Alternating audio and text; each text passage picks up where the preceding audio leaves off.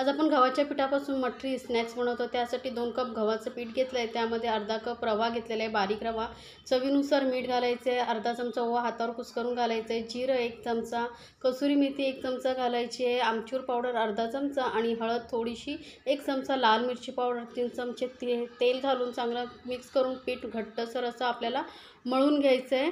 पीठ चांगलं घट्ट असं मळून घ्यायचं। त्यानंतर याला झाकून आपण 10 मिनिटं ठेवणार आहोत। त्यानंतर याचे आपण परत मळून याचे समान गोळे करून घेणार आहोत। तर 4 मी गोळे बनवून घेते, कारण याचे आपल्याला पोळ्या लाटायच्या आहेत।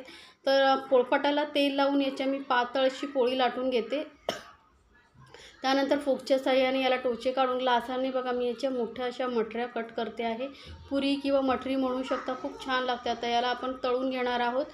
फोकने टोकं काढल्यामुळे याला फुगत नाही आणि कुरकुरीत आपल्या पुऱ्या होतात। तर मस्त अशा कुरकुरीत होईपर्यंत आपली मठरी आपण तळून घेतलेली आहे।